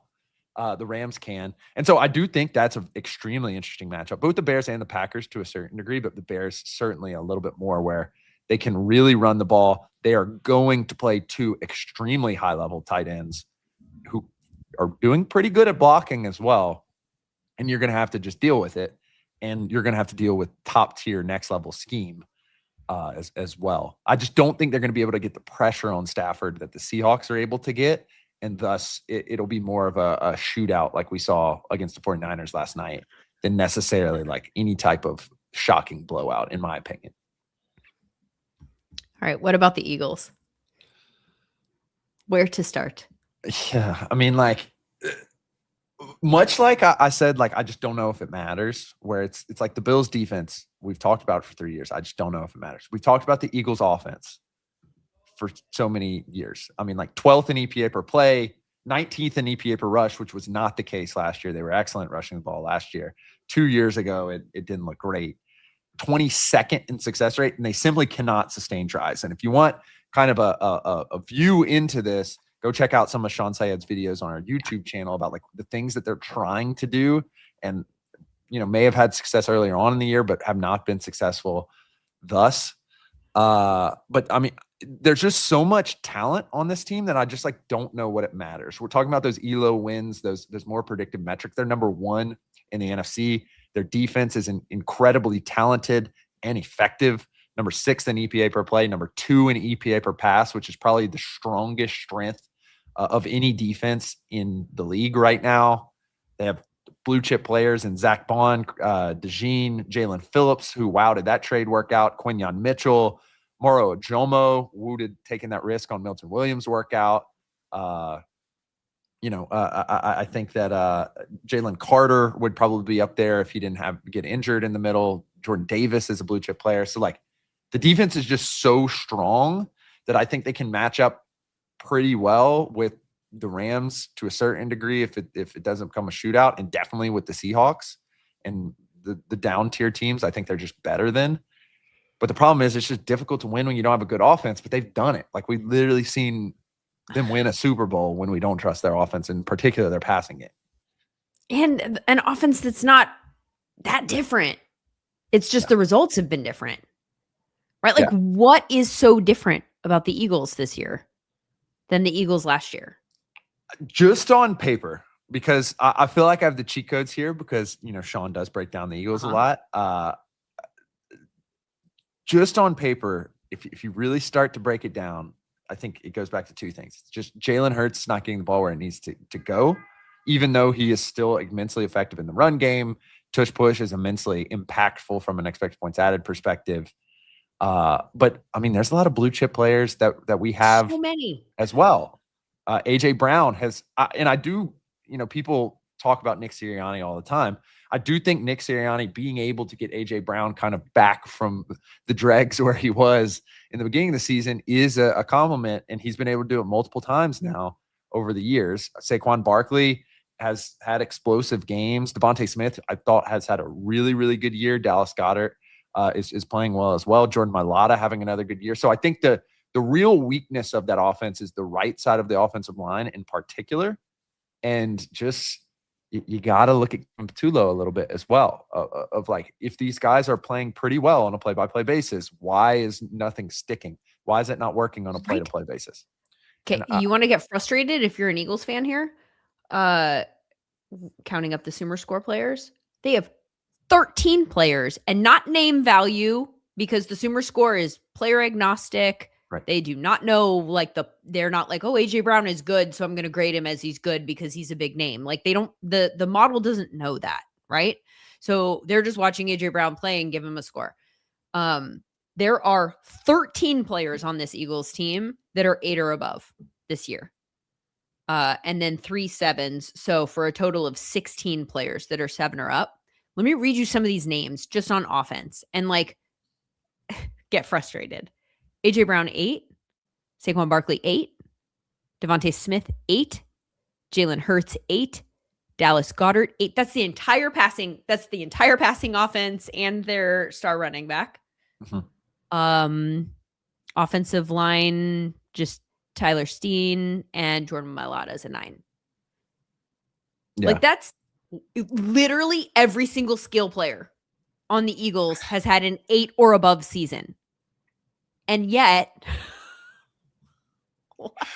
Well, and go look at the Saints' success right now with Kellen Moore. And so I don't want to, point fingers or anything, but like there's the glue is not there right now. And we saw them figure the glue out in the playoffs last year. They make the run to the Super Bowl. It looks substantially better in the regular season last year, however. And so if they can figure it out, no doubt this is a championship team. And I think that's really the reason why I'm kind of second most confident in them underneath the Rams, just because I know they have the talent and I know they're going to shut teams down with their defense. I've seen them do it over and over again to some of the best teams in the league. I just would greatly prefer if their offense could move the ball or get first downs at all. I would greatly prefer it. Yeah. They're such a weird team because I just keep thinking, and it's not good analysis, but I'm like, it could at any second turn into what we saw last year. Like, it's exactly. Just, what about the Bears? The Bears are a fascinating team. They're obviously getting great coaching from Ben Johnson, who's made a massive difference there. I also wonder, though, and this isn't necessarily fair or nice, but like there's a component of the Ben Johnson Coach of the Year, like, look at what he did and how much better he made him, that I feel like also we have to factor in, like, how bad was Matt Eberflus and the coaching staff that was there before? Like, how much were they holding them back, like, just from a coaching standpoint? Maybe sort of what we're talking about with the Eagles this year. But that said, for all of that, what are you putting bad? You can't put bad Stopsky for the Bears. You can't do that. I do not co-sign that graphic being on our faces right now. That said, I'm about to give you some bad stats. Yeah. You guys know I love Caleb. I do think, and he's gotten so much better this year. I think that there are some stats, though, that would suggest that there is still some room for growth. He is dead last in completion percentage. 58, or maybe the team actually, but it's 58.04% in completion percentage. But they're 10th in EPA per pass. Yeah. Which I think is an interesting statistical what? 2 players with similar amount of play, or not similar amount, but over 100 plays who have less. Shedeur Sanders, JJ McCarthy, and then Caleb Williams is third to last. Good God. So is it the team that, anyway, okay. So, and then another one that is not a great Caleb stat, and that is that he has the second lowest completion percentage over expected this season. Only JJ McCarthy was lower. So that stat, Sam, I'll let you describe to people who don't understand what completion percentage over expected means, but that's out of 34 qualifying quarterbacks, and he is the second lowest. So completion percentage over expected means what? Yeah, the idea behind completion percentage over expected is that when a quarterback lets the ball go, he has an idea of what's going to happen. And the accuracy of his throw comes after that. And so we take, using the tracking data at the time of the throw, what we would expect to happen, whether or not we expect that throw to be completed, and compare it to whether or not it actually was. And so basically what this means is when Caleb is dropping back to throw, he has an idea of what's going to happen. Does basically, that happen? He has been completing less of those than expected, which Right. is not good. It's not So great. if it's an easy throw and you're Correct. like, oh, that's an easy one. Like the completion percentage would be expected to be, in the 80th percentile or something like that. Right. And we're not hitting that. We're coming in under that, and we're coming in under that consistently. Exactly. He also has the longest time to throw in the NFL at this point in the season, 3 seconds, 3.05 seconds. So all of this kind of paints a picture for me of, and the O-line was much better this year. And I think that he's gotten better at understanding his rhythm, and that he's, rolling out, I think he's developed a better understanding for like when to do certain things, I think, than he did last year. That said, what if he doesn't have that time? What if he faces a defense in the postseason that speeds him up? Considering that the completion percentage is already what it is, and the second lowest completion percentage over expected, it feels like this is all painting towards a potential story of, if that were to happen, could it all fall apart? I think that leads to the stat that I think shows his growth the most, which is currently amongst quarterbacks with over 100 plays, he is 4th best in sack rate. Yeah. And I think that's the real difference between Caleb Williams, playmaker at USC, and Caleb Williams causing issues for an offense last year, is that he has been able to use his athleticism to not get sacked. And even though the accuracy hasn't necessarily been there, as you said, Lindsay, it's still not hurting the team. And I think that's critical. And so I'm kind of trusting in this offense to a certain degree, particularly because they've been so successful and able to run the ball, and because they have perhaps, the best play caller in the league. I think in my head, the biggest weakness is on the defensive side of the ball. Yeah. And I think this shows up in the high level win predictive metrics. They're currently 11th in the AFC in ELO wins. They really are a team that you would only expect to win 7 games, and just sheer point differential, Pythagorean wins 7th, 8.3. So they have won a bunch of games that they were not supposed to win. How did that happen? Interceptions. They are number 1 in interception rate. They are 25th in defensive success rate. So if they don't get turnovers, they are not a good defense. And so when you add in some of the stuff that you said about Caleb on the offensive side of the ball, and then being a very run reliant, if not necessarily run heavy in terms of play calling team, it does make sense that, you'd expect them to be more around a 500 team than they necessarily will be, where all of a sudden, last week they were technically competing for the 1 seed. So I do think this team is a little bit fraudulent. I do think their offseason is going to be really interesting. I wonder if it's going to look very similar to the Bucs last year, where they tried to invest in some key core positions that we didn't expect them to. But for the most part, I really like this team. I think if you get a good matchup in Soldier Field, they could definitely steal a win or two. By the way, I just want to really quickly say, in case anybody that's listening gets mad at us at this point in the program, the whole concept of this podcast is to talk about weaknesses. It is not, we're not ignoring strengths on purpose. I mean, we are ignoring strengths on purpose. We are literally not talking about the things that they do well. We're talking about the things that they maybe might be able to, might be the deficiencies that pop up. Exactly. Thank you, Stopsky. The headline here is Lindsay hates your team. All right. So moving on from that, let's go to the Packers. Packers team that is, I think, God, is their biggest weakness that they don't have Michael Parsons?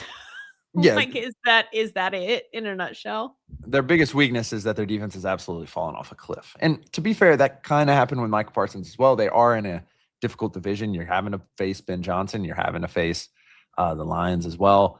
But at this point, their defense is back in the position kind of where it was to a certain degree last year without the turnovers and the year prior. So they kind of are who they have been for the past 3 years, where their offense is immensely effective.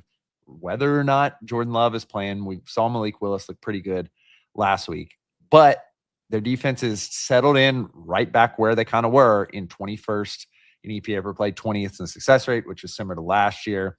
They only have a few quality starters on defense: Xavier McKinney, Edge Cooper, Keyshawn Nixon, Evan Williams, and Michael Parsons ain't coming to bail you out in the playoffs. And so I think we can expect a similar outcome that we've seen in the last 2 years, which is maybe they catch a nice victory in the playoffs, but I just don't know if this is a Super Bowl team right now.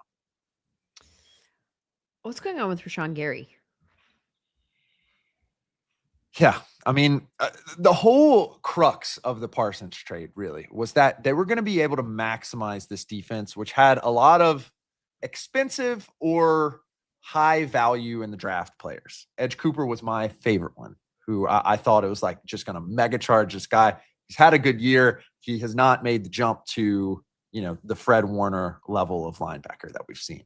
And that's kind of the same case with Rashawn Gary this year. You would think that the same discussion we had about the Steelers, where you have TJ Watt, who everyone's worried about, then all of a sudden you got to worry about Nick Herbig. Then all of a sudden you got to worry about Highsmith.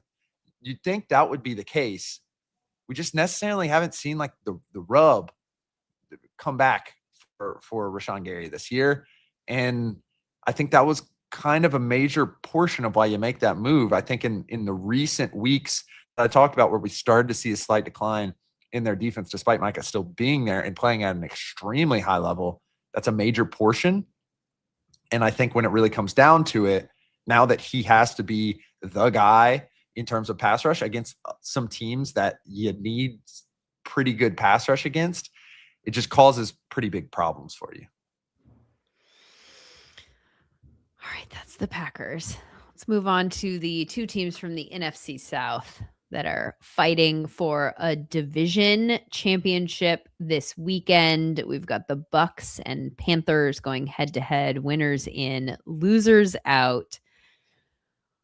What do we think about the Panthers, who have a 51% chance to win the South? This is an interesting probability attached to this. 51% for the Panthers, 49% for the Buccaneers. So essentially a toss-up. It's basically a toss-up. I think all things equal and no injuries to, proclaim, I think the Panthers are probably the worst team out of the group that we've really talked about. You go and look at their predictive metrics. They are substantially closer to a team that is losing their division than winning their division. Right. Pythagorean wins around 6. ELO wins around 6. That's 12th in the NFC or 13th in the NFC. So you're starting to bob around, especially in a regressed metric, one of the bottom teams in the league. I think they have been able to turn their play style and turn a young defense into a strength. And thus, I think they've been able to take some of these W's, particularly behind in the early year, a pretty good rushing offense. I just think that style of play catches up with you at some point. I don't know if they're a real player in the playoffs. I would expect them to lose their first game. But a team that's trying to rebuild, it is good to catch some of those wins and continue to upswing. I think the Panthers in particular, for the second straight season, are going to have one of the most fascinating off seasons to watch of any team, given their record this year. I mean, also more fascinating if they are able to win the division, get into the playoffs. If they, for some reason, pull off a victory in the NFC in the playoffs once they're in, I mean, all of these steps, if they're able to check these boxes, make their offseason even more fascinating, because it really complicates things. Because like you have said, from a process standpoint, there's been a lot of bad football played, right? And so, but then they had that game against the Rams where they just played like their best game of the year in a lot of different ways. And we're able to take that one, which shows you that it can happen, but it feels fluky to a degree based on the way that all of the numbers pan out. Like, this is the worst offense left in the playoff mix, and the 7th worst in the NFL this season in EPA per play. They are negative in every offensive EPA category, meaning that the expected points added are less than 0. Like, they're basically behind the chains on every play. Every single one. EPA per pass, they rank 26th in the league. EPA per rush, they rank 17th. Bryce Young is averaging 6.2 yards per attempt. That is the 5th worst of the 34 quarterbacks with 250 plus plays. They have the 5th fewest plays in the NFL when leading. Only the Jets, Raiders, Saints, and Titans have run fewer plays with the lead. It's wild, and also a statement about the division that they are in the hunt for a playoff mix, not to rain on everybody's parade, but just to keep it real in terms of what we're looking at going into the postseason potentially, and then also going into the offseason, which is why I think what you said about this offseason being fascinating is really interesting if they back into the playoffs, because it doesn't mean the team is good. Continue along this path. Like, there are still things that are going to have to be tweaked pretty wildly this offseason in Carolina. And I wonder how much tweaking they'll do if they are able to win the division.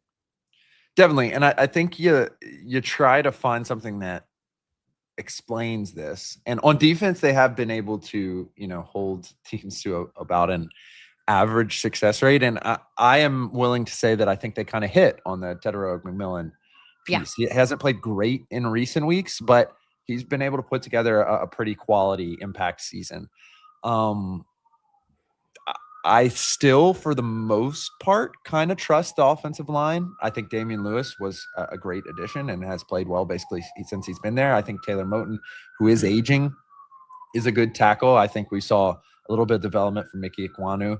And so I think you just stay the course and hope that when you hit on the quarterback, that it hits big. And I think that's kind of the main difference, that, a year of development of the young defense starts to look better.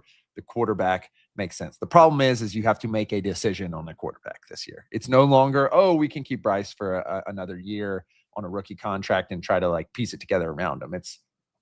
You got to make a decision on the 5th year. What are they going to do with that?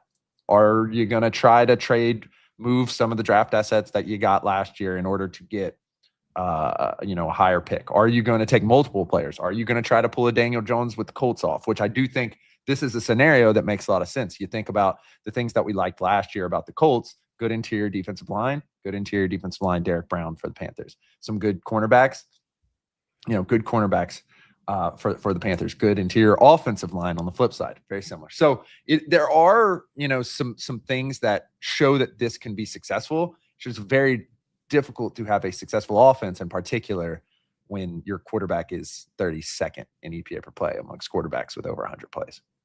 I'm going to bring Stopsky in because I know you've looked at these numbers, Sam.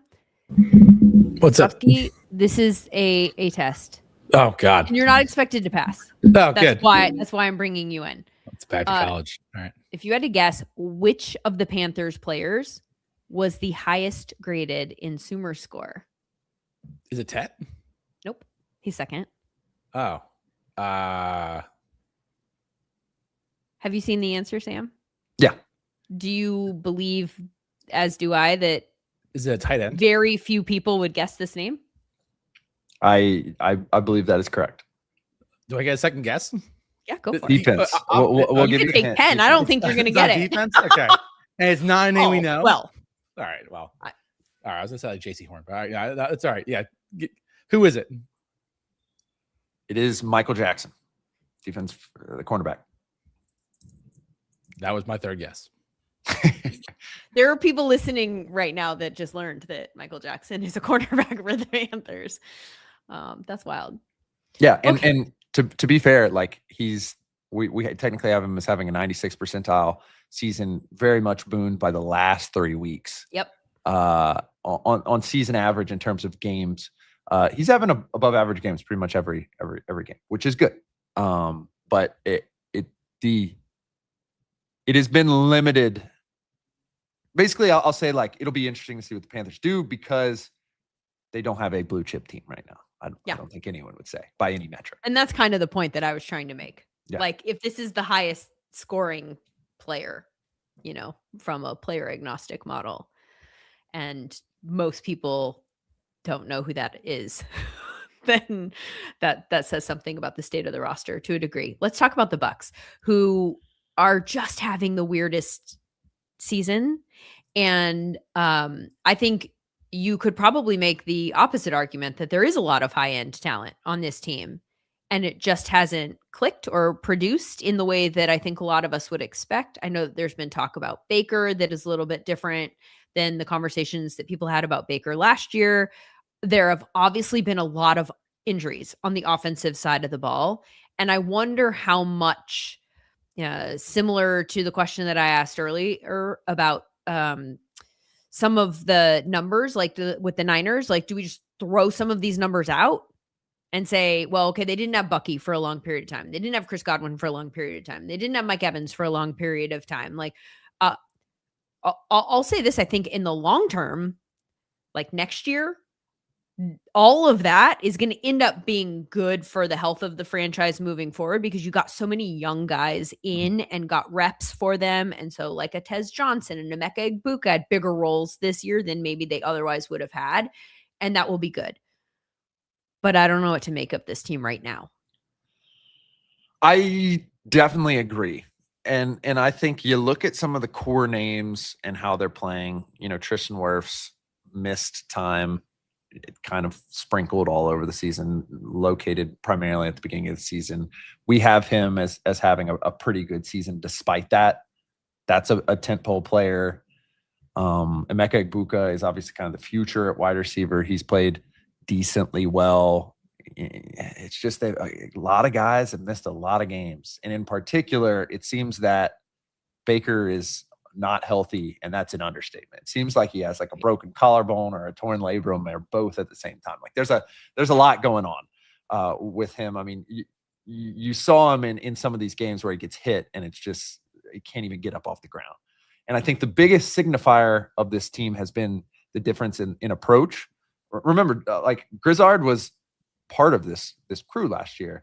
And in terms of pass rate over expected, they were right around 0.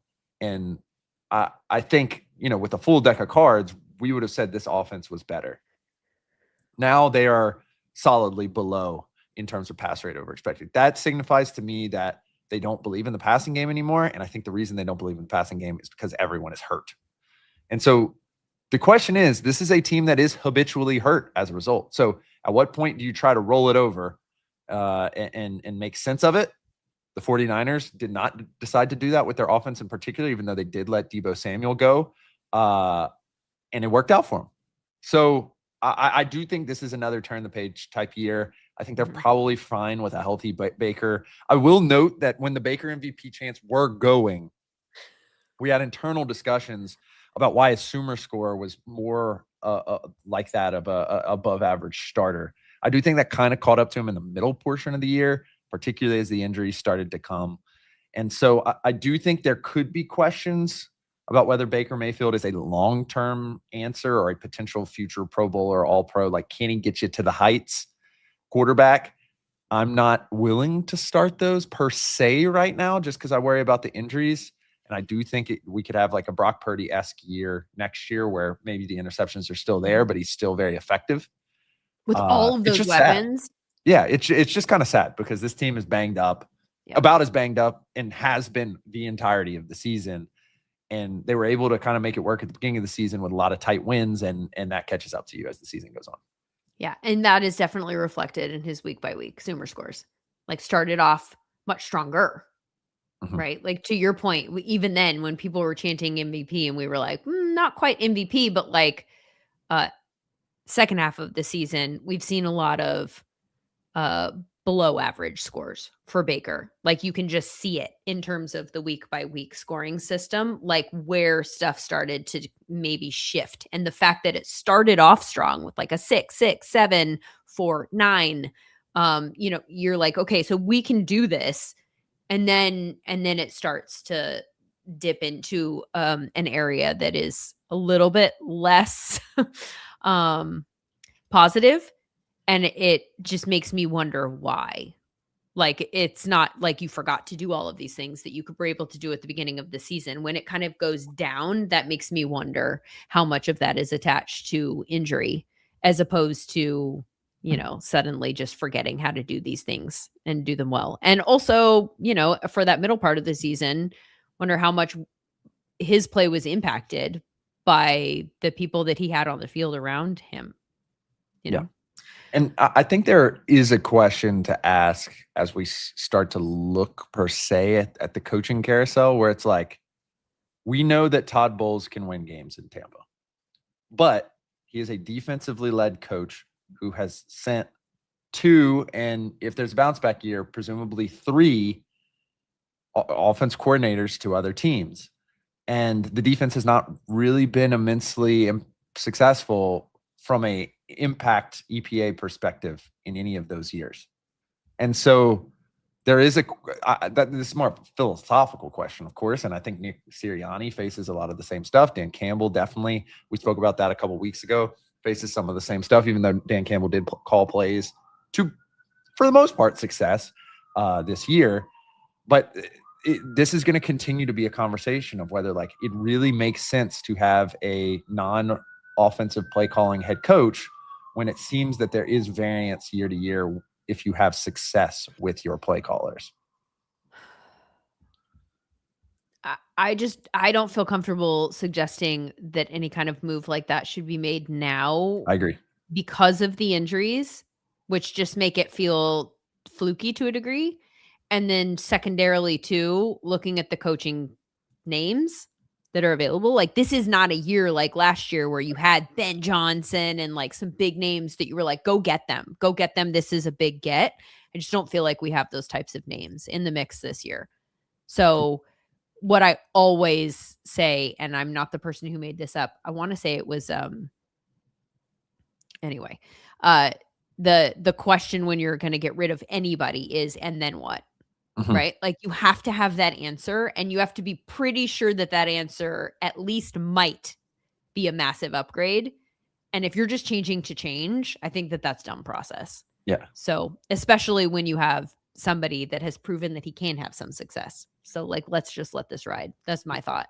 I know that people in Tampa Bay, depending on how this goes or how this plays out, might be like just looking for change for the sake of change to make it feel like I have a reason to get excited again. But I think that injuries and roster and an offseason that lies ahead with an opportunity to add some depth to some of those positions. And then let's also take a moment to celebrate the fact that they added the wide receivers that they did in the draft when we were like, but their wide receiver room's so good already. Like, thank God they did. Right. Like the process there was so strong in that regard. And that's why they're in a position to still make the playoffs, despite the fact that they missed just about everybody who's important to their offense for long stretches. Yeah, I think the only change that would even make sense, which we've seen Joe Brady turn down multiple other roles before, would be Joe Brady. Because like we've seen Joe Brady be able to be successful or relatively successful in multiple different environments at this point. And so I'd love to see him with all those weapons, but can those weapons stay healthy? I don't know. It probably doesn't look great as a result without an experienced head coach who can kind of manage the players and personnel through that. So I totally agree with you. I just do think it is an interesting thought experiment, particularly as we get to the close of the season, in a season where it seems like there's not a lot of good head coaching hires, smash hires as there have been. I mean, last year, Kellen Moore was like no hoopla hire. And Kellen Moore was the offensive coordinator of a Super Bowl team who had led Dak Prescott, Justin Herbert, and Jalen Hurts to really good years. And everyone was like, oh, yeah, that's a good hire. And this year, I think Kellen Moore would probably have been the biggest hire out of any of them. So it is an interesting way how it turns. So I feel like that's a conversation that we'll have more next week once the season is put to bed and it is the day that the NFL does not like to call Black Monday, but everybody does anyway. So we'll find out which coaches are in and which coaches are out the next time you see us. That's a week from now. That is all of the teams. We'll see how this shakes out this week with those fun head-to-head matchups. And then obviously the seeding will also, one of the other things to look forward to this week is who will actually play and who won't, right? Because there are going to be some teams that, like Justin Herbert, which we already mentioned, are going to decide to go ahead and sit their players. The Rams are a team that I kind of have my eye on there, I think, because they have done that, not last year, but in 2 years ago when they decided that they didn't care about their specific slot in the playoffs and they were just going to go ahead and make sure that they were healthy for the postseason. So we'll monitor those stories for the rest of the week as we enjoy another holiday week. I hope you guys all have a wonderful new year. And we'll see you again in 2026.